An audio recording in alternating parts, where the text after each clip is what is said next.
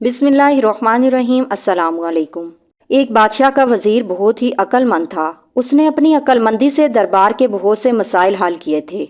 एक दफ़ा वजीर बादशाह को कौमी खजाने के बारे में कुछ मालूमात दे रहा था तो उसे मालूम हुआ कि 5,000 दिरहम का नुकसान आ रहा है। बादशाह वजीर से बोला, ये जवाब दो कि ये 5,000 दिरहम का नुकसान क्यों हो रहा है और ये कमी किस वजह से आ रही है। वजीर बोला, बादशाह सलामत, सच सच बताऊं तो मैं इनमें से 1 दिनार भी अपने लिए खर्च नहीं करता। ये सब तो मैं रियासत के ज़रूरतमंदों को उनकी ज़रूरत के वक्त फ्राहम करता हूँ। ये सुनकर बादशाह को बहुत गुस्सा आया और बोला कि तुम मेरी दौलत और मेरा खजाना मेरी इजाज़त के बगैर लोगों में बांटते फिर रहे हो। कल के दिन हम तुम्हें सूली पर लटका देंगे। इसके बाद गुलामों ने बादशाह के हुक्म से वजीर को कैद कर दिया। बादशाह जब रात को सोने के लिए लेटा तो उसे अंदाजा हुआ कि वजीर का गुनाह इस कदर भी बड़ा नहीं कि उसकी जान ले ली जाए।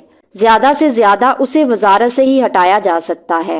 लिहाजा सुबह उसने वजीर को बुलवाया और भरे दरबार के सामने उससे कहा कि मैं तुम्हें जान से मारने का हुक्म नहीं देता, मगर तुमसे इतना कहता हूँ कि अगर तुमने मेरे 2 सवालात का जवाब दे दिया तो मैं तुम्हें माफ कर दूंगा और तुम्हारी वजारत तुम्हें वापस मिल जाएगी।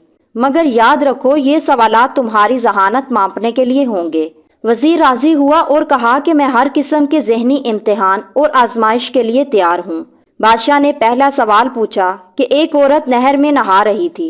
उसके शोहर ने उसे देखा तो कहा कि तुम इस पानी में रही तो तुम्हें तलाक है और इससे बाहर निकली तो भी तुम्हें तलाक है।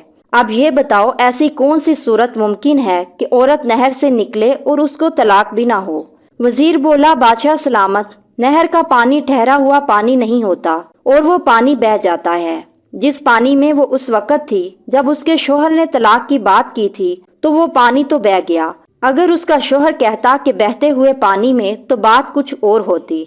बादशाह को उसका जवाब पसंद आया और बोला, अब दूसरे सवाल का जवाब दो। एक बच्चा 10 साल की उम्र में किसी से लड़ता और उस लड़ाई के दौरान उसको धक्का दे देता जिससे वो कुएं में गिर जाता, मगर जब अगले दिन वो देखता तो उसकी लाश कुएं में मौजूद नहीं होती। फिर 15 साल की उम्र में वो अपने किसी दोस्त से लड़ता तो उसे भी धक्का देकर कुएं में गिरा देता।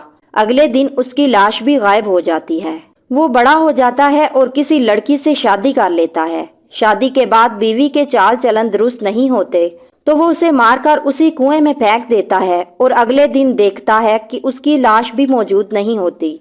30 साल की उम्र में किसी बदगुमानी की वजह से बड़े भाई को मार देता है और उसी कुएं में फेंक देता है ताकि सबूत मिट जाएं, मगर अगले दिन देखता है तो उसकी लाश वहां मौजूद होती है। बताओ ऐसा क्यों है।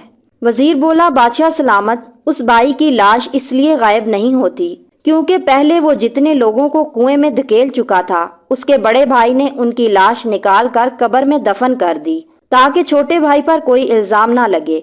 मगर जब उसने बड़े भाई को कत्ल करके कुएं में डाला तो उस वक़्त उस लाश को निकालने वाला खुद ही मर चुका था, तो वो लाश कैसे गायब हो सकती थी। बादशाह वजीर के जवाबात से मुतासिर हुआ और उसको उसकी वजारत लौटा दी।